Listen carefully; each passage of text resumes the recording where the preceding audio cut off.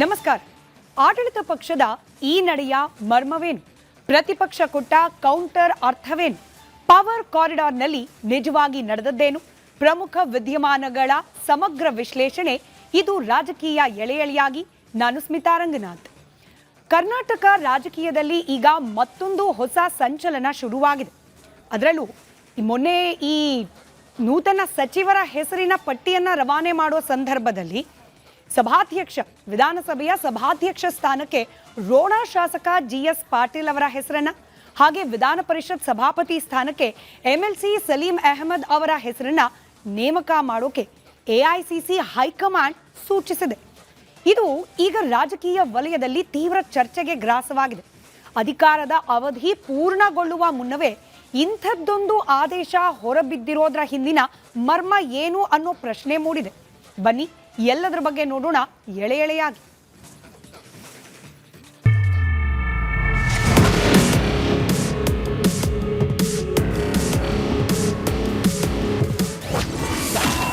ಚರ್ಚೆಯ ಕೇಂದ್ರ ಬಿಂದುವಾಯಿತು ಸಭಾಪತಿ ಬದಲು ಸರ್ಕಸ್.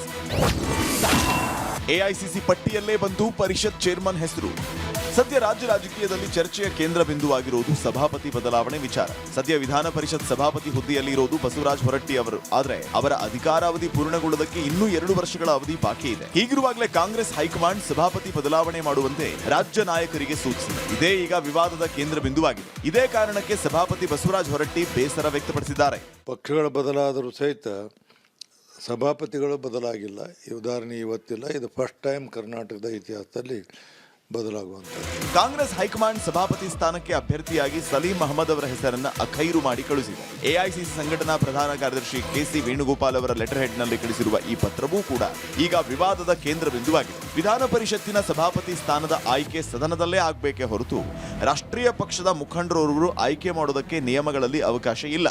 ಕಾರಣ ಏನಂದರೆ ಮುಖ್ಯಮಂತ್ರಿಗಳು ದೂರವಾಣಿ ಮುಖೇನ ಅವ್ರಿಗೆ ರಾಜೀನಾಮೆ ಕೊಡಿ ಅಂತ ಕೇಳಿದ್ದಾರೆ ಅನ್ನೋ ಸುದ್ದಿ.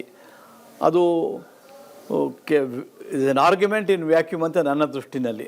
ಬಿಕಾಸ್ ಈವನ್ ಈಗ ಅದು ಯಾವುದೇ ದಾಖಲಾತಿ ಇರಲ್ಲ, ಅವರೇ ಒಪ್ಕೊಂಡ್ರೆ, ಯಾರು ಮುಖ್ಯಮಂತ್ರಿಗಳು ಒಪ್ಕೊಂಡ್ಬಿಟ್ರೆ ಆವಾಗ ಅದೇ ದಾಖಲಾತಿ ಆಗಿಬಿಡುತ್ತೆ.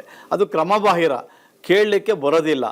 ಎಲ್ಲದಕ್ಕಿಂತ ಮುಖ್ಯವಾಗಿ ಒಂದು ಪತ್ರ ಬರೀತಾರೆ ಶ್ರೀ ವೇಣುಗೋಪಾಲ್ ಅವರು, AICCನವರು, ಇಂಥವನ್ನು ಪ್ರಪೋಸ್ ಮಾಡಿದೆ ಅಂತ. It is highly irregular, against the provisions of the constitution and against the rules of procedure of legislative council. ಮಾಡಲಿಕ್ಕೆ ಸಾಧ್ಯ ಇಲ್ಲ, ಮಾಡೋದಿಲ್ಲ. ವಿಧಾನ ಪರಿಷತ್ ಸಭಾಪತಿಯಾಗಿರುವ ಬಸವರಾಜ ಹೊರಟ್ಟಿಯವರನ್ನ ಈ ಸ್ಥಾನದಿಂದ ಕೆಳಗಿಳಿಸುವುದಕ್ಕೆ ಮುಂದಾಗಿರುವ ಕಾಂಗ್ರೆಸ್ ಇದಕ್ಕೆ ನೀಡ್ತಾ ಇರೋ ಕಾರಣ ಏನು ಅಂದ್ರೆ, ಪರಿಷತ್ನಲ್ಲಿ ಈಗ ಬಹುಮತ ಲಭಿಸಿದೆ ಅನ್ನೋದು. ಆದರೆ ಕರ್ನಾಟಕ ವಿಧಾನ ಪರಿಷತ್ನ ಸಂಪ್ರದಾಯದಲ್ಲಿ ಇದುವರೆಗೂ ಅವಿಶ್ವಾಸ ಮಂಡಿಸಿ ಬಹುಮತದ ಆಧಾರದ ಸಭಾಪತಿಗಳ ಕೆಳಗಿಳಿಸಿದ ಇತಿಹಾಸ ಇಲ್ಲ. ಹಾಗಂತ ನಿಯಮಗಳನ್ನ ನೋಡಿದ್ರೆ ಹಾಗೆ ಅವಿಶ್ವಾಸ ಮಂಡಿಸಿ ಕೆಳಗಿಳಿಸಬಾರದು ಅಂತೇನೂ ಇಲ್ಲ. ನಿಯಮ ಹೇಳೋದೇನೆಂದ್ರೆ ಸೂಕ್ತ ಕಾರಣ ಇರಬೇಕು ಹಾಗೂ ನಿರ್ದಿಷ್ಟ ಆರೋಪಗಳು ಇರಬೇಕು ಅಂದಷ್ಟೇ ಹೇಳುದು. ಇಳಿಸೋದಕ್ಕೆ ಅವಕಾಶ ಇದೆ. ಒಳ್ಳೆ ಸಂಪ್ರದಾಯನ ಕೆಟ್ಟ ಸಂಪ್ರದಾಯನ ಸರ್? ಯಾವುದು ಇಳಿಸೋದ? ಮೆಜಾರಿಟಿ ಮೇಲೆ ಇದೇ ನಿಯಮಾವಳಿ ಪ್ರಕಾರ ಇಳಿಸೋಕೆ ಅವಕಾಶ ಇದೆ. ಅದನ್ನು ನಾವು ತಪ್ಪು ಅಂತ ಹೇಳೋಕ್ಕಾಗಲ್ಲ. ನಿಯಮಾವಳಿ ಪ್ರಕಾರ ಅವ್ರು ನೋಟಿಸ್ ಕೊಟ್ಟು ಚರ್ಚೆ ಆಗಿ ಮಾಡೋದು, ಓಟ್ ಹಾಕಿದ್ರೆ ಅವಾಗ ಇಳಿಯಲೇಬೇಕಾಗುತ್ತೆ. ಕರ್ನಾಟಕ ಪರಂಪರೆಯಲ್ಲಿ ಯಾವತ್ತೂ ಇಳಿಸಿಲ್ವಲ್ಲ, ಯಾಕೆ? ಅಲ್ಲ, it depends upon the government. ಇಲ್ಲ, ಯಾವುದೂ ಇಲ್ಲ. ಆದರೆ ಮುಖ್ಯಮಂತ್ರಿಗಳು ಮಂತ್ರಿಗಳನ್ನ ಇಳಿಸಿರೋದೆಲ್ಲ ಇದೆಯಲ್ಲ, ಅವಿಶ್ವಾಸ. ಹಾಂ, ಸಭಾಪತಿಗೆ ಯಾವುದೋ ಮಾಡಿಲ್ಲ, ಇದುವರೆಗೂ ಆಗಿಲ್ಲ. ಅಲ್ಲ, ಆಗಬಾರ್ದು ಅಂತಲೂ ಇಲ್ಲ. Convention is different from the rules and provisions of the constitution. Convention ಸಂಪ್ರದಾಯ ಬೇರೆ, ಬಟ್ ನಿಯಮ ಇದ್ದಾಗ ನಿಯಮ ಸ್ಟ್ಯಾಂಡ್, ನಾಟ್ ದಿ ಕನ್ವೆನ್ಷನ್. ಹಾಗಾದ್ರೆ ಈ ಪ್ರಕ್ರಿಯೆ ಹೇಗೆ ನಡೆಯುತ್ತೆ ಅಂತ ಈಗ ನೋಡೋಣ. ಅವಿಶ್ವಾಸ ನಿರ್ಣಯದ ಪ್ರಕ್ರಿಯೆ. ವಿಧಾನ ಪರಿಷತ್ನಲ್ಲಿ ಸಭಾಪತಿ ಪದಚ್ಯುತಿ ಪ್ರಕ್ರಿಯೆಯನ್ನ ಸಂವಿಧಾನದ ವಿಧಿ 183C ಅಡಿಯಲ್ಲಿ ಹಾಗೂ ವಿಧಾನ ಪರಿಷತ್ ನಿಯಮ 165 ಅಡಿಯಲ್ಲಿ ಉಲ್ಲೇಖಿಸಲಾಗಿದೆ. ಇದರ ಪ್ರಕಾರ ಕನಿಷ್ಠ 2 ಸದಸ್ಯರು ಸಹಿ ಮಾಡಿ ಅವಿಶ್ವಾಸ ನಿರ್ಣಯ ಮಂಡಿಸುವ ನೋಟಿಸ್ ಅನ್ನ ವಿಧಾನ ಪರಿಷತ್ ಕಾರ್ಯದರ್ಶಿಗೆ ನೀಡಬೇಕು. ಅದು ಯಾವಾಗ ನೀಡಬೇಕು ಅಂದ್ರೆ, ಸದನದ ಕಾರ್ಯಕಲಾಪಗಳ ಪಟ್ಟಿಯಲ್ಲಿ ಯಾವ ದಿನ ಈ ಅವಿಶ್ವಾಸ ನಿರ್ಣಯದ ವಿಚಾರ ಸೇರಬೇಕು ಅಂತ ಇದೆಯೋ ಅದಕ್ಕಿಂತ 14 ದಿನ ಮೊದಲು ಈ ನೋಟಿಸ್ ಅನ್ನು ನೀಡಬೇಕು. ಆ ನೋಟಿಸ್ ನಿಯಮಕ್ಕನುಗುಣವಾಗಿ ಇದ್ರೆ ಸಭಾಪತಿಗಳು 14ನೇ ದಿನ ಸದನದ ಕಾರ್ಯಕಲಾಪಗಳ ಪಟ್ಟಿಗೆ ಸೇರಿಸಿದ ನಂತರ ಈ ನಿರ್ಣಯದ ಮೇಲೆ ಚರ್ಚೆ ಮಾಡಿ ಮತಕ್ಕೆ ಹಾಕಬೇಕು. ಅಂದ್ರೆ ಕನಿಷ್ಠ 10 ಸದಸ್ಯರು ಈ ನಿರ್ಣಯದ ಪರವಾಗಿದ್ದೀವಿ ಅಂತ ಸದನದಲ್ಲಿ ಎದ್ದು ನಿಲ್ಲುವ ಮೂಲಕ ಬೆಂಬಲಿಸಬೇಕು. ಹಾಗೆ ಬೆಂಬಲಿಸಿದ್ರೆ ಆಗ ಆ ನಿರ್ಣಯದ ಮೇಲೆ ಮುಂದಿನ 5 ದಿನಗಳ ಒಳಗೆ 1 ದಿನ ಚರ್ಚೆಗೆ ಸಮಯ ನಿಗದಿ ಮಾಡಬಹುದು. ಹಾಗೆ ಅವಿಶ್ವಾಸ ನಿರ್ಣಯದ ಮೇಲೆ ಚರ್ಚೆಯಾಗುವ ದಿನ ಯಾರ ವಿರುದ್ಧ ಅವಿಶ್ವಾಸ ಮಂಡಿಸಲಾಗಿದೆಯೋ ಅವರು ಸಭಾಪತಿಗಳ ಪೀಠದಲ್ಲಿ ಕೂರುವಂತಿಲ್ಲ.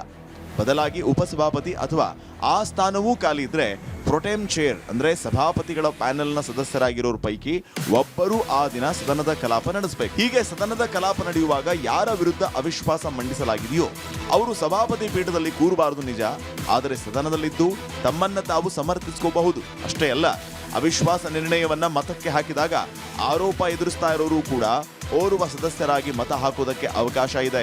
ಅಂತಿಮವಾಗಿ ಅವಿಶ್ವಾಸ ನಿರ್ಣಯದ ಪರ ಸಂಪೂರ್ಣ ಬಹುಮತ ಬಂದ್ರೆ ಆಗ ಸಭಾಪತಿ ಸ್ಥಾನಕ್ಕೆ ರಾಜೀನಾಮೆ ನೀಡಿ ಪರಿಷತ್ ಸದಸ್ಯರಾಗಿ ಮುಂದುವರಿಬಹುದು ಅನ್ನುತ್ತೆ ನಿಯಮ. ಆದ್ರೆ 1956ರಿಂದ ಇಲ್ಲಿವರೆಗೆ ಈ ರೀತಿ ಪದಚ್ಯುತಿ ಆಗಿಲ್ಲ. ಈವರೆಗೆ ಎಲ್ಲಾ ಸಭಾಪತಿಗಳು ಅವಧಿಯನ್ನ ಪೂರ್ಣಗೊಳಿಸಿದ್ದಾರೆ. ಈ ಹಿಂದೆ ಅಂದ್ರೆ 2013ರಿಂದ 2018ರ ನಡುವೆ ಸಿದ್ದರಾಮಯ್ಯ ಅವರ ಸರ್ಕಾರದ ಅವಧಿಯಲ್ಲಿ ಸಭಾಪತಿಯಾಗಿದ್ದವರು DH ಶಂಕರಮೂರ್ತಿ. ಆಗ ವಿಧಾನ ಪರಿಷತ್ ವಿರೋಧ ಪಕ್ಷದ ನಾಯಕ VS ಉಗ್ರಪ್ಪ ಸಭಾಪತಿ ವಿರುದ್ಧ ಅವಿಶ್ವಾಸ ನಿರ್ಣಯ ಮಂಡಿಸಿದ್ರು. ಆದ್ರೆ ಕೊನೆಗೆ ಅಂದಿನ ಸಭಾಪತಿ DH ಶಂಕರಮೂರ್ತಿ ಅವರ ವಿರುದ್ಧ ತಂದಿದ್ದ ಅವಿಶ್ವಾಸ ನಿರ್ಣಯಕ್ಕೆ 1 ಮತದ ಸೋಲುಂಟಾಗುವ ಮೂಲಕ ಬಿದ್ದೋಯಿತು. ಹೀಗೆ ಕರ್ನಾಟಕ ವಿಧಾನ ಪರಿಷತ್ನ ಇತಿಹಾಸದಲ್ಲಿ ಸಭಾಪತಿ ವಿರುದ್ಧ ಮೊಟ್ಟ ಮೊದಲ ಬಾರಿ ತಂದಿದ್ದ ಅವಿಶ್ವಾಸ ನಿರ್ಣಯ ಬಿದ್ದು ಹೋಗಿತ್ತು. ಇದೇನಾದ ಸಂದರ್ಭ ಬಂದರೆ ಸದಸ್ಯರುಗಳು ಇಬ್ಬರು ಸದಸ್ಯರು 2 or more persons they can put the signature and give a notice to the secretary. ಇಂಥ ಅವಿಶ್ವಾಸ ನಿರ್ಣಯ ಮಂಡಿಸ್ತಾ ಇದೆ. ಅದು 14 ದಿನ ಮುಂಚಿತವಾಗಿ ನೋಟಿಸ್ ಕೊಡಬೇಕು. 14 ದಿನ ಆದಮೇಲೆ ಇವರು ಅದನ್ನು ತೊಗೊಂಡ್ಬಿಟ್ಟು ಆಮೇಲೆ ಸದನದಲ್ಲಿ ಇದಕ್ಕೆ ಹಾಕ್ತಾರೆ, ಸದನದ ಅಭಿಪ್ರಾಯ ಪಡೆಯೋಕೆ ಹಾಕ್ತಾರೆ. ಆವಾಗ ಕನಿಷ್ಠ 10 ಜನ ಸದಸ್ಯರು ಅದಕ್ಕೆ ಒಪ್ಪಿಗೆ ನೀಡಿದ್ರೆ ಆವಾಗ ವಿಧಿ ಇಲ್ಲದೆ ಅದರ ನಿರ್ಣಯನ ಚರ್ಚೆಗೆ ಹಾಕಲೇಬೇಕಾಗುತ್ತೆ. ಸಭಾಪತಿಯವರು ರಿಜೆಕ್ಟ್ ಮಾಡೋಕ್ಕೆ ಅವಕಾಶ ಇಲ್ಲ. ಆ ರೆಸಲ್ಯೂಷನ್ನಲ್ಲಿ ಇಬ್ಬರಿಗಿಂತ 3 ಜನ ಸೈನ್ ಮಾಡಿದರೆ ಸದನದ ಗಮನಕ್ಕೆ ಅವ್ರು ತಂದರೆ 14 ದಿನ ಆದ ನಂತರ 15ನೇ ದಿನ ತಂದರೆ ಆವಾಗ ಓಟಿಗೆ ಹಾಕಲೇಬೇಕಾಗುತ್ತೆ. ಈ ರೀತಿ ಬಂದಿದೆ ಅಂತ ಸ್ಟ್ಯಾಂಡಪ್ ಅಂತ ಕೇಳ್ತಾರೆ. ಇದ್ರ ಪರವಾಗಿ ಯಾರು ಇದ್ದೀರಾ ಅಂತ 10 ಜನ ನಿಲ್ತ್ಕೊಂಡ್ಬಿಟ್ರೆ so it is valid no confidence motion ಆಗುತ್ತೆ. ಆಮೇಲೆ ಚರ್ಚೆ ಆಗುತ್ತೆ. ಆ ಚರ್ಚೆ ಸಂದರ್ಭದಲ್ಲಿ ಸಭಾಪತಿಗಳು ಕೆಳಗಡೆ ಸೀಟಲ್ಲಿ ಬಂದು ಕೂತ್ಕೋಬೇಕಾಗುತ್ತೆ. ಆಮೇಲೆ ಅವರ ಅಭಿಪ್ರಾಯನ ಯಾವ ಕಾರಣಕ್ಕಾಗಿ ಮಾಡಿದ್ದೀರಾ, ನಿರ್ದಿಷ್ಟ ಆರೋಪ ಯಾವುದೇ ಅಂತ ಯು ಕ್ಯಾನ್ ಡಿಫೆಂಡ್. ನೀವು ಏನು ಅವಿಶ್ವಾಸ ನಿರ್ಣಯ ಮಾಡ್ತಾ ಇದ್ದೀರಾ ಇದು ಕ್ರಮಬಾಹಿರ ಅಂತ ಡಿಫೆಂಡ್ ಮಾಡೋಕ್ಕೆ ಮಾತ್ರ ಅವಕಾಶ ಇದೆ. ಬಟ್ ಇದನ್ನು ಕೋರ್ಟಲ್ಲಿ ಪ್ರಶ್ನೆ ಮಾಡೋದಕ್ಕೆ ಅವಕಾಶವೇ ಇಲ್ಲ. ದಿಟ್ ಈಸ್ ಮೈ ಸ್ಪೆಸಿಫಿಕ್ ಇದು ನನ್ನ ಅಭಿಪ್ರಾಯ. ಕೋರ್ಟಿಗೆ ಹೋಗೋಕ್ಕಾಗೋದಿಲ್ಲ. ಇದು ಹೋಗಿ ತಪ್ಪಾಗುತ್ತೆ ಮಾಡಿದ್ರೆ. It is against the procedure, parliamentary procedure ವಿರುದ್ಧ ಆಗುತ್ತೆ. Court has no business in this. ಅದೇ ಡಿಸ್ಕ್ವಾಲಿಫಿಕೇಷನ್ ಇದೆಯಲ್ಲ ಅದಕ್ಕೆ ಪ್ರಾವಿಷನ್ ಇದೆ. ಅನರ್ಹತೆಗೆ ಇದಕ್ಕೆ ಬರೋದಿಲ್ಲ. ಇದು ಸಭಾಪತಿಗಳು ಚುನಾವಣೆ ಮಾಡೋದು ಸದನನೇ ಚುನಾವಣೆ ಮಾಡುತ್ತೆ, ಸದನನ ಗೆಲ್ಲಿಸುತ್ತೆ, ಸದನನೇ ಸೋಲಿಸುತ್ತೆ. So court has no business to interfere in this issue. Absurd reject ಮಾಡೋಕ್ಕೆ ಬರೋದಿಲ್ಲ. ಮಾಡಿದ್ರೆ ಅದು ಸಹ ಕಾನೂನು ಬಾಹಿರ ಆಗುತ್ತೆ, ನಿಯಮ ಬಾಹಿರ, ಕಾನೂನು ಬಾಹಿರ. ಇದೊಂದೇ ಉದಾಹರಣೆ ಅಲ್ಲ. ಪ್ರತಾಪ್ ಚಂದ್ರ ಶೆಟ್ಟಿ ಅವರು ಸಭಾಪತಿ ಆಗಿದ್ದಾಗಲೂ ಇಂಥದ್ದೇ ಪ್ರಯತ್ನ ನಡೆದಿತ್ತು. ಆಗ ನೀಡಿದ್ದ ನೋಟಿಸ್ ಚರ್ಚೆಗೆ ಬರಲೇ ಇಲ್ಲ. ಅಧಿವೇಶನ ಮುಂದೂಡಿಕೆ ಆಗೋದ್ರೊಂದಿಗೆ ನೋಟಿಸ್ ಜೀವ ಕಳ್ಕೊಂತು. ಇಲ್ಲ, ಈಗ ಅವಿಶ್ವಾಸ ನಿರ್ಣಯ ಮಂಡಿಸಿದ್ದಾರೆ, ಇಳಿಸೋದಾಗಿಲ್ಲ. ಯಾಕೆ ಇದಕ್ಕೆ ಬಂದರೆ ಓಟಿಗೆ ಹಾಕ್ತಾಗಲೇ ಬರೋದು. ಅದು ಈಗ ಶಂಕರಮೂರ್ತಿ ಇಳಿಸ್ಬೇಕು ಅಂತಲೇ ಮಾಡಿದ್ರು. ಆದರೆ ಓಟಿಗೆ ಹಾಕ್ದಾಗ 1 ಹೋಟೆಲ್ ಅವ್ರು ಗೆದ್ದುಬಿಟ್ರು. ಈಗ ಪೋತದಾರ್ ಅವರಿದ್ದಾಗ, ಕಲ್ಮಣ್ಕರ್ ಅವರಿದ್ದಾಗ, ಮಂಜುನಾಥ್ ಅವರಿದ್ದಾಗ, ಪ್ರತಾಪ್ ಚಂದ್ರ ಶೆಟ್ಟಿ ಅವರಿದ್ದಾಗ ಎಲ್ಲ ಸಂದರ್ಭಗಳಲ್ಲೂ ಸರ್ ಪ್ರತಾಪ್ ಚಂದ್ರ ಶೆಟ್ಟಿ ಸಂದರ್ಭದಲ್ಲಿ ಮೋಷನ್ ಇದು ಕೊಡ್ತಾರೆ, ಇಂಥದ್ದು ನೋಟಿಸ್ ಕೊಡ್ತಾರೆ, ಆಮೇಲೆ ಅದನ್ನು ಪರ್ಸೂನೇ ಮಾಡಲ್ಲ. ಸೊ ಅಂದ್ರೆ ನಾನು ಹೇಳಿದ್ದು ಇತಿಹಾಸದಲ್ಲಿ ಯಾವಾಗಲೂ ಕೂಡ ಮೆಜಾರಿಟಿ ಮೇಲೆ ಇಳಿಸಿದ್ದಿಲ್ವಲ್ಲ ಅಂತ. ಇಲ್ಲ, ಇಳಿಸೋದಕ್ಕೆ ಅವಕಾಶ ಇದೆ. ಅದು ಒಳ್ಳೆ ಸಂಪ್ರದಾಯನ ಕೆಟ್ಟ ಸಂಪ್ರದಾಯನ ಸರ್? ಯಾವುದು ಇಳಿಸೋದಾ? ಮೆಜಾರಿಟಿ ಮೇಲೆ ಇಳಿಸೋದು. ಮೆಜಾರಿಟಿ ಮೇಲೆ ಇದೇ ನಿಯಮಾವಳಿ ಪ್ರಕಾರ ಇಳಿಸೋಕೆ ಅವಕಾಶ ಇದೆ. ಅದನ್ನು ನಾವು ತಪ್ಪು ಅಂತ ಹೇಳೋಕ್ಕಾಗಲ್ಲ. ನಿಯಮಾವಳಿ ಪ್ರಕಾರ ಅವ್ರು ನೋಟಿಸ್ ಕೊಟ್ಟು ಚರ್ಚೆ ಆಗಿ ಮಾಡೋದು ಓಟ್ ಹಾಕಿದ್ರೆ ಅವಾಗ ಇಳಿಲೇಬೇಕಾಗುತ್ತೆ. ಕರ್ನಾಟಕ ಪರಂಪರೆಯಲ್ಲಿ ಯಾವತ್ತೂ ಇಳಿಸಿಲ್ವಲ್ಲ ಯಾಕೆ? ಅಲ್ಲ, it depends upon the government. ಅಲ್ಲ, ಯು ಟೇಕ್ ಎನಿ ಗೌರ್ಮೆಂಟ್ ಹಾಂ, ಇಲ್ಲ, ಯಾವುದೂ ಇಲ್ಲ. ಆದರೆ ಮುಖ್ಯಮಂತ್ರಿಗಳು ಮಂತ್ರಿಗಳನ್ನ ಇಳಿಸಿರೋದೆಲ್ಲ ಇದೆಯಲ್ಲ. ಅಲ್ಲ, ಬಟ್ ಅವಿಶ್ವಾಸ ವಿಚಾರಕ್ಕೆ ಬಂದಾಗ ಹಾಂ, ಸಭಾಪತಿಗೆ ಯಾವುದೋ ಮಾಡಿಲ್ಲ, ಇದುವರೆಗೂ ಆಗಿಲ್ಲ. ಅಲ್ಲ, ವಿಧಾನ ಪರಿಷತ್ನ ನಿಯಮಾವಳಿಗಳಲ್ಲೇ ಉಲ್ಲೇಖಿತ ಆಗಿರುವ ಪ್ರಕಾರ ನೋಟಿಸ್ ನೀಡಿದ 14ನೇ ದಿನ ಸದನದ ಕಾರ್ಯಕಲಾಪಗಳ ಪಟ್ಟಿಯಲ್ಲಿ ವಿಷಯ ಸೇರ್ಪಡೆ ಆಗಬೇಕು. ಅಷ್ಟರಲ್ಲಿ ಸದನದ ಕಲಾಪ ಮುಂದೂಡಿಕೆ ಆದರೆ ಆಗ ಮುಂದಿನ ಅಧಿವೇಶನದಲ್ಲಿ ಯಾವ ದಿನ ಅವಿಶ್ವಾಸದ ವಿಚಾರ ಕಾರ್ಯಕಲಾಪಗಳ ಪಟ್ಟಿಗೆ ಸೇರ್ಪಡೆ ಆಗಬೇಕೋ ಅದಕ್ಕೂ 14 ದಿನಕ್ಕೂ ಮೊದಲು ಮತ್ತೆ ಹೊಸದಾಗಿ ನೋಟಿಸ್ ನೀಡಬೇಕು ಅನ್ನುತ್ತೆ ನಿಯಮ. ಇಲ್ಲ, ಈಗ ಅವಿಶ್ವಾಸ ಮಂಡಿಸಿದ್ದಾರೆ, ಅವಿಶ್ವಾಸ ಮಂಡಿಸಿದ್ದಾರೆ, ಇಳಿಸಿರೋದಾಗಿಲ್ವಲ್ಲ ಇದು. ಇಳಿಸೋದಾಗಿಲ್ಲ.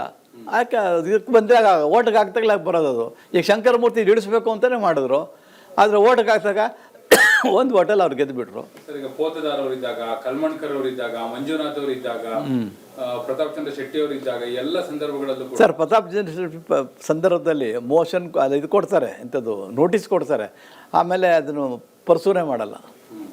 ಸೊ ಅಂದ್ರೆ ನಾ ಹೇಳಿದ್ದು ಇತಿಹಾಸದಲ್ಲಿ ಯಾವಾಗಲೂ ಕೂಡ ಮೆಜಾರಿಟಿ ಮೇಲೆ ಇಳಿಸಿದ್ದಿಲ್ವಲ್ಲ ಅಂತ. ಇಲ್ಲ, ಇಳಿಸೋದಕ್ಕೆ ಅವಕಾಶ ಇದೆ. ಅದು ಒಳ್ಳೆ ಸಂಪ್ರದಾಯನ ಕೆಟ್ಟ ಸಂಪ್ರದಾಯನ ಸರ್? ಯಾವುದು ಇಳಿಸೋದಾ? ಮೆಜಾರಿಟಿ ಮೇಲೆ ಇಳಿಸೋದು. ಮೆಜಾರಿಟಿ ಮೇಲೆ ಇದೇ ನಿಯಮಾವಳಿ ಪ್ರಕಾರ ಇಳಿಸೋಕೆ ಅವಕಾಶ ಇದೆ. ಅದನ್ನು ನಾವು ತಪ್ಪು ಅಂತ ಹೇಳೋಕ್ಕಾಗಲ್ಲ. ನಿಯಮಾವಳಿ ಪ್ರಕಾರ ಅವ್ರು ನೋಟಿಸ್ ಕೊಟ್ಟು ಚರ್ಚೆ ಆಗಿ ಮಾಡೋದು ಓಟ್ ಹಾಕಿದ್ರೆ ಅವಾಗ ಇಳಿಲೇಬೇಕಾಗುತ್ತೆ. ಬಟ್ ಕರ್ನಾಟಕ ಪರಂಪರೆಯಲ್ಲಿ ಯಾವತ್ತೂ ಇಳಿಸಿಲ್ವಲ್ಲ, ಯಾಕೆ? ಅಲ್ಲ, it depends upon the government. ಅಲ್ಲ, ಯು ಟೇಕ್ ಎನಿ ಗೌರ್ಮೆಂಟ್ ಹಾಂ, ಇಲ್ಲ, ಯಾವುದೂ ಇಲ್ಲ. ಆದರೆ ಮುಖ್ಯಮಂತ್ರಿಗಳು ಮಂತ್ರಿಗಳನ್ನ ಇಳಿಸಿರೋದೆಲ್ಲ ಇದೆಯಲ್ಲ. ಅಲ್ಲ, ಬಟ್ ಅವಿಶ್ವಾಸ ವಿಚಾರಕ್ಕೆ ಬಂದಾಗ ಹಾಂ, ಸಭಾಪತಿಗೆ ಯಾವುದೋ ಮಾಡಿಲ್ಲ, ಇದುವರೆಗೂ ಆಗಿಲ್ಲ. ಅಲ್ಲ, ಇಷ್ಟೆಲ್ಲ ನಿಯಮಗಳು ಒಂದ್ ಕಡೆ ಆದ್ರೆ ವಿಧಾನ ಪರಿಷತ್ನ ಪರಂಪರೆ ಸಂಪ್ರದಾಯ ಮತ್ತೊಂದ್ ಕಡೆ. ಇದರ ನಡುವೆ ಹೇಗಾದ್ರೂ ಮಾಡಿ ಬಸವರಾಜ ಹೊರಟ್ಟಿ ಅವರನ್ನ ಸಭಾಪತಿ ಸ್ಥಾನದಿಂದ ಕೆಳಗಿಳಿಸಿ ಆ ಸ್ಥಾನಕ್ಕೆ ಸಲೀಂ ಅಹಮದ್ ಅವರನ್ನ ತರಬೇಕು ಅನ್ನೋ ಮುಖ್ಯಮಂತ್ರಿ ಡಿ.ಕೆ. ಶಿವಕುಮಾರ್ ಅವರ ಪ್ರಯತ್ನ.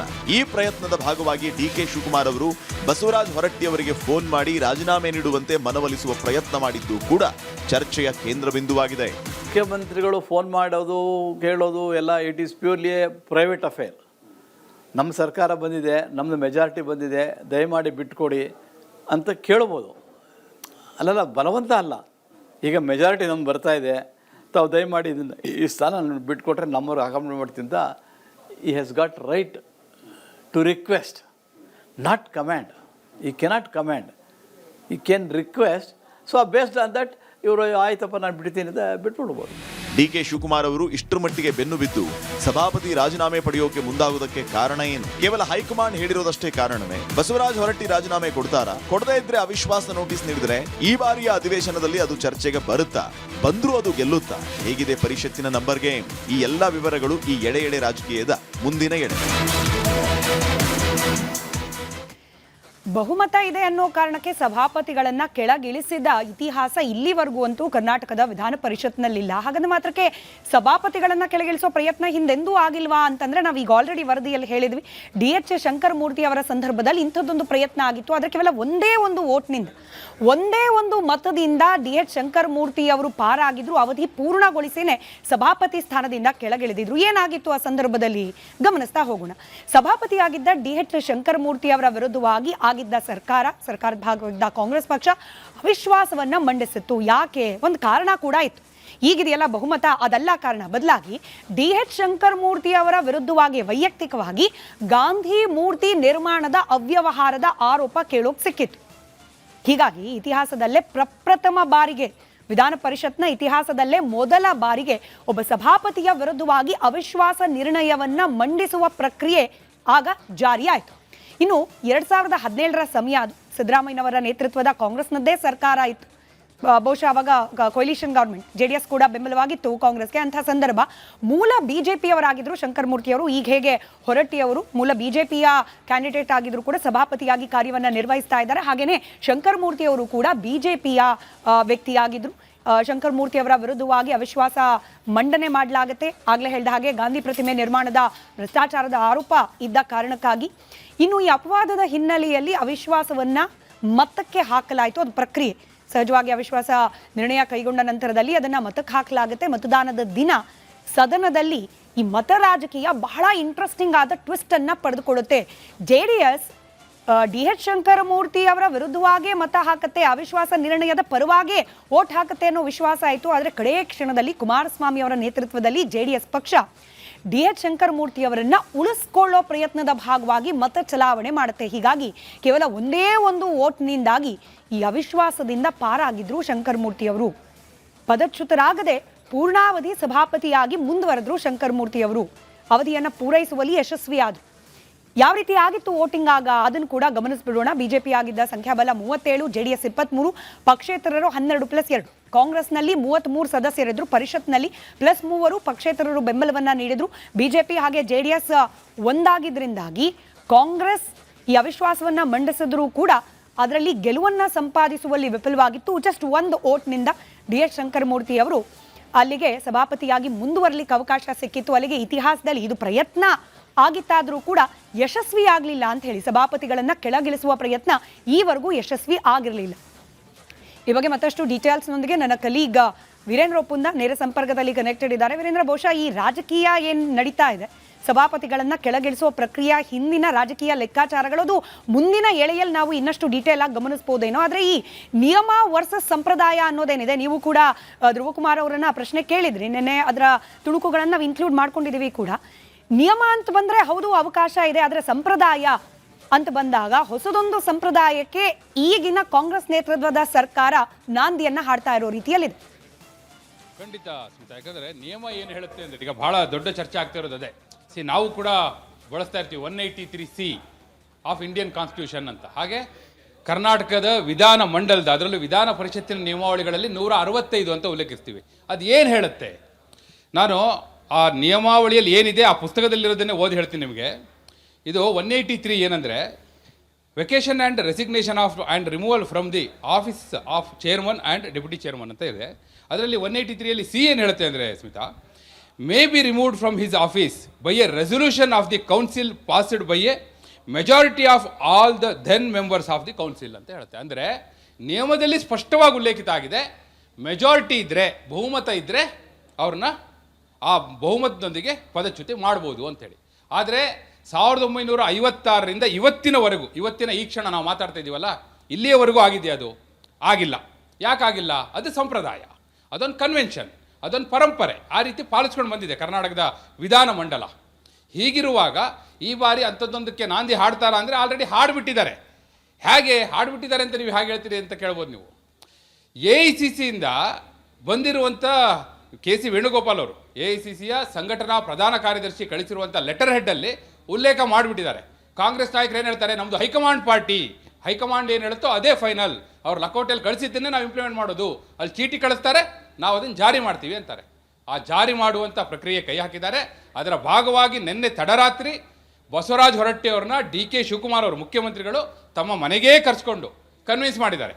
ಆಸ್ಪತ್ರೆಯಲ್ಲಿದ್ದಾಗ ಫೋನ್ ಮಾಡಿದ್ದಾಯಿತು, ಅಲ್ಲಿ ಸರ್ಕಾರದ ಆರೋಗ್ಯದ ಬಗ್ಗೆ ಮಾತಾಡಿದ್ದಾಯಿತು, ಅದಾದ ನಂತರ ಮತ್ತೂ 2 ಬಾರಿ ಫೋನ್ ಮಾಡಿದ್ದಾಯಿತು, ನಿನ್ನೆ ಮನೆಗೇ ಕರೆಸ್ಕೊಂಡು ಕನ್ವಿನ್ಸ್ ಮಾಡಿದ್ದಾರೆ.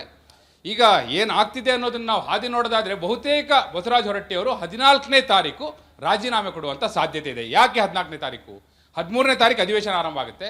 ಅದಾದ ಕೂಡಲೇ 14ನೇ ತಾರೀಕು ಡೆಪ್ಯೂಟಿ ಚೇರ್ಮನ್, ಈಗ ಪ್ರಾಣೇಶ್ ಅವರು ಇದ್ರಲ್ಲ, ಅವ್ರದ್ದು ಸದಸ್ಯತ್ವವೇ ಹೋಗಿದ್ರಿಂದ ಕೋರ್ಟಲ್ಲಿ, ಗಾಯತ್ರಿ ಶಾಂತೇಗೌಡರು ಬಂದಿರೋದ್ರಿಂದ ಡೆಪ್ಯೂಟಿ ಚೇರ್ಮನ್ ಕೂಡ ಇಲ್ಲ. ಸೊ ಡೆಪ್ಯೂಟಿ ಚೇರ್ಮನ್ ಎಲೆಕ್ಷನ್ ಮಾಡ್ತಾರೆ. ಒಬ್ಬರು ಡೆಪ್ಯೂಟಿ ಚೇರ್ಮನ್ ಬಂದ ನಂತರ ಅದನ್ನು ಈಗ ಲಿಸ್ಟಲ್ಲಿ ಕಳಿಸ್ಬಿಟ್ಟಿದೆ AICC, ಉಮಾಶ್ರೀ ಅವ್ರು ಮಾಡಬೇಕು ಅಂತ. ಅವ್ರು ಬಂದ ನಂತರ ಹೊರಟ್ಟಿಯವರು ರಾಜೀನಾಮೆ ಕೊಡ್ತಾರೆ ಅನ್ನೋದು ಈಗ ಚರ್ಚೆಯಲ್ಲಿರುವಂಥದ್ದು.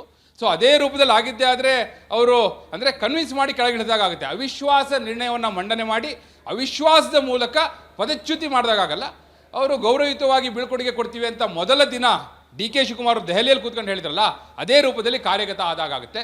ಮತ್ತು ಇದರ ಹಿಂದಿನ ರಾಜಕಾರಣ, ಅದರ ಒಳನೋಟ, ಆಂತರಿಕ ರಾಜಕೀಯ, ಅದೆಲ್ಲವೂ ಕೂಡ ನೀವು ಹೇಳಿದಾಗ ಮುಂದಿನ ಭಾಗದಲ್ಲಿ ಇದೆ ಸ್ಮಿತಾ, ಅದನ್ನ ಡೀಟೇಲ್ ಆಗಿ ಡಿಸ್ಕಷನ್ ಮಾಡೋಣ. ಸ್ಮಿತಾ ಸಂಪರ್ಕದಲ್ಲಿ ವೀರೇಂದ್ರ. ಇನ್ನು DK ಶಿವಕುಮಾರ್ ಅವರು ಇಷ್ಟರ ಮಟ್ಟಿಗೆ ಅಂದರೆ ಕನ್ವೆನ್ಷನ್ ಅನ್ನ ಬ್ರೇಕ್ ಮಾಡಿ, ನಿಯಮ ಉಲ್ಲಂಘನೆ ಮಾಡಿಲ್ಲ, ಸಂಪ್ರದಾಯವನ್ನ ಮುರಿದು ಸಭಾಪತಿಯವರ ರಾಜೀನಾಮೆ ಪಡಿಲೇಬೇಕು ಅಂತ ಹೇಳಿ ಬೆನ್ನು ಬಿದ್ದಿರುವಂತೆ ಕಾಣ್ತಾ ಇದೆ. ಹಾಗಾದ್ರೆ ಹೀಗೆ ರಾಜೀನಾಮೆ ಪಡೆಯೋಕೆ DK ಶಿವಕುಮಾರ್ ಅವರು ಮುಂದಾಗಿರೋದಕ್ಕೆ ಕಾರಣ ಏನು? ಕೇವಲ ಹೈಕಮಾಂಡ್ ಹೇಳಿರೋದಷ್ಟೇ ಕಾರಣನಾ? ಲೆಟರ್ ಹೆಡ್ನಲ್ಲಿ KC ವೇಣುಗೋಪಾಲ್ ಅವರ ಸಹಿ ಇರುವ ಲೆಟರ್ ಹೆಡ್ನಲ್ಲಿ AICCಯಿಂದ ಕಳಿಸಲಾಯಿತು, ಹಾಗಾಗಿ ಬದಲಾವಣೆ ಮಾಡ್ತಿದ್ದೀವಿ, ಇದೊಂದೇ ಕಾರಣನಾ? ಬಸವರಾಜ ಹೊರಟ್ಟಿ ರಾಜೀನಾಮೆಯನ್ನ ಕೊಡ್ತಾರ ಅನ್ನೋ ಪ್ರಶ್ನೆ ಇತ್ತು. ಅದಕ್ಕೆ ಈಗ ಆಲ್ರೆಡಿ ಉತ್ತರ ಲಭ್ಯವಾಗ್ತಾ ಇದೆ. ಇನ್ ಕೇಸ್ ಕೊಡದೆ ಹೋಗಿದ್ದಿದ್ರೆ, ಇಲ್ಲ ಹಠಕ್ಕೆ ಬಿದ್ದು ನಾನು ರಾಜೀನಾಮೆ ಕೊಡೋದೇ ಇಲ್ಲ ಅಂತ ಆಗಿದ್ದಿದ್ರೆ, ಅವಿಶ್ವಾಸ ನೋಟಿಸ್ ನೀಡಿದ್ರೆ ಈ ಬಾರಿ ಅಧಿವೇಶನದಲ್ಲಿ ಆ ಚರ್ಚೆಗೆ ಬರ್ತಿತ್ತ, ಪ್ರಕ್ರಿಯೆ ಹೇಗಾಗ್ತಿತ್ತು, ಇನ್ನು ಬಂದರೂ ಕೂಡ ಗೆಲ್ಲುವ ಸಾಧ್ಯತೆಗಳು ಕಾಂಗ್ರೆಸ್ ಇರ್ತಾ ಇತ್ತಾ, ಪರಿಷತ್ನಲ್ಲಿ ನಂಬರ್ ಗೇಮ್ ಯಾವ ರೀತಿ ಇದೆ, ಇದೆಲ್ಲದರ ವಿವರವನ್ನು ನೋಡೋಣ ಎಳೆಯಾಗಿ.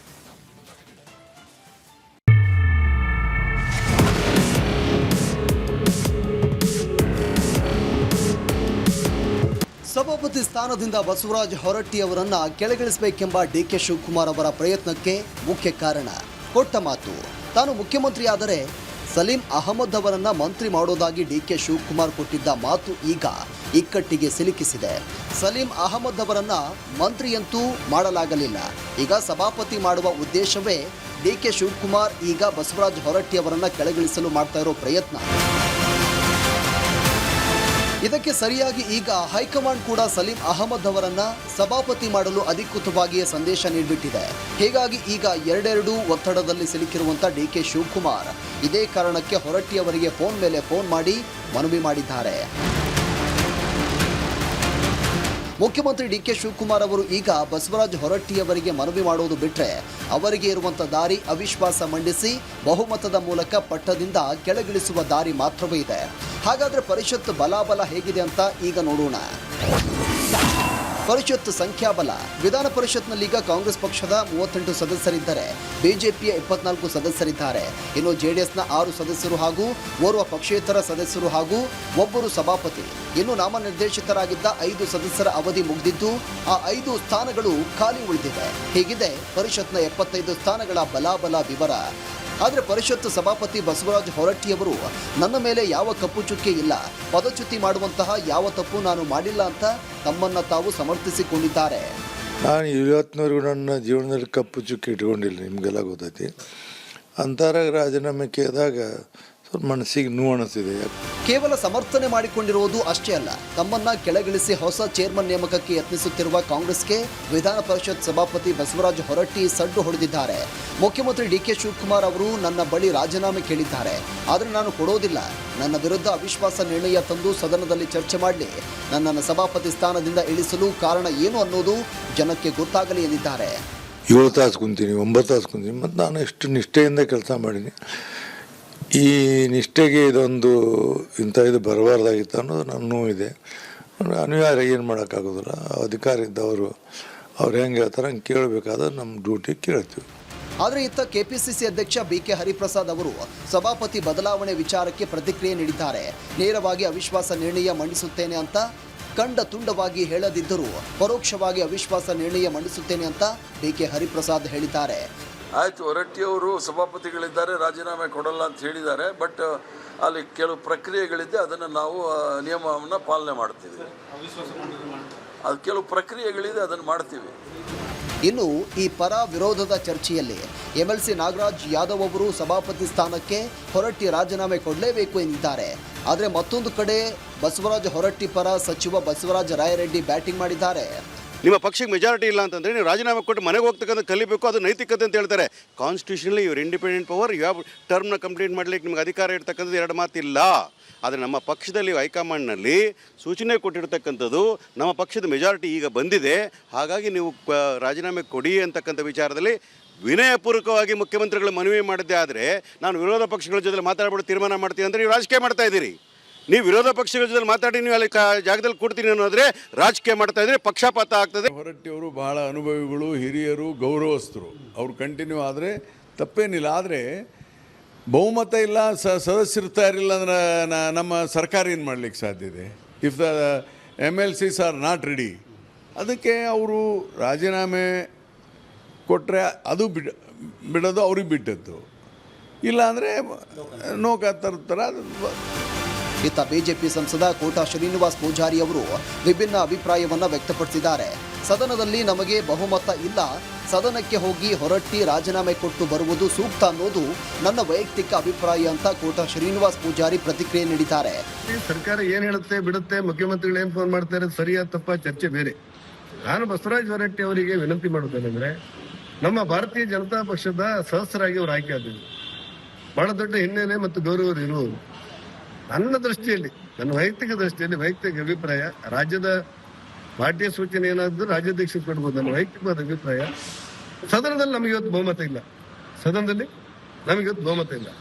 ನಾಡ್ದು 13ನೇ ತಾರೀಕು ಸದನ ಕರೆದಾಗ ಆ ಸದನದ ಸಭೆಗೆ ಹೋಗಿ ಧನ್ಯವಾದ ಹೇಳಿ ರಾಜೀನಾಮೆ ಕೊಟ್ಟು ಬರೋದು ಹೆಚ್ಚು ಸೂಕ್ತ ಅಂತೇಳಿ ನನ್ನ ದೃಷ್ಟಿ ಇದೆ. ಹೀಗೆ ಭಿನ್ನ ವಿಭಿನ್ನ ಹೇಳಿಕೆ, ಪ್ರತಿ ಹೇಳಿಕೆಗಳ ಮಧ್ಯೆ ಸಭಾಪತಿ ಸ್ಥಾನ ರಾಜಕೀಯವಾಗಿ ಚರ್ಚೆಯ ಕೇಂದ್ರ ಬಿಂದುವಾಗಿದೆ. ಸಿದ್ದರಾಮಯ್ಯ ಮುಖ್ಯಮಂತ್ರಿಯಾಗಿದ್ದ ಅವಧಿ ಪೂರ್ತಿ ಯಾವುದೇ ಸಮಸ್ಯೆ ಇಲ್ಲದೆ ಪೀಠದಲ್ಲಿದ್ದರು ಬಸವರಾಜ ಹೊರಟ್ಟಿ. ಇದಕ್ಕೆ ಕಾಂಗ್ರೆಸ್ಗೆ ಬಹುಮತ ಇರಲಿಲ್ಲ ಅನ್ನೋದು ಒಂದು ಕಾರಣವಾದರೆ, ಸಿದ್ದರಾಮಯ್ಯ ಜತೆಗಿನ ಹೊರಟ್ಟಿ ಸ್ನೇಹ ಇನ್ನೊಂದು ಕಾರಣ.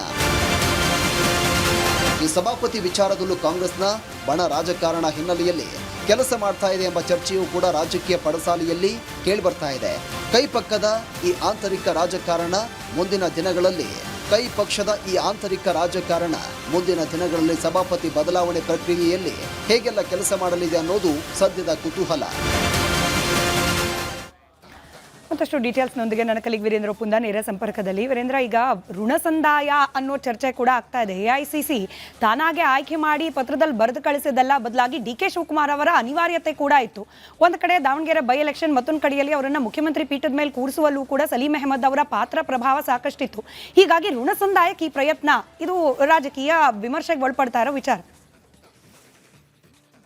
ರಾಜಕೀಯವಾಗಿ ಬಹಳ ಚರ್ಚೆ ಆದ ಪದ ಹೇಳ್ಬಿಡ್ತೀನಿ ಸ್ಮಿತಾ, ಕೊಟ್ಟ ಮಾತು ಅಂತ ಹೇಳಿ. ಯಾಕಂದರೆ DK ಶಿವಕುಮಾರ್ ಅವರೇ ಬಳಸಿದ ಪದ ಅಲ್ವಾ ಅದು, ಕೊಟ್ಟ ಮಾತು ಅಂತೇಳಿ.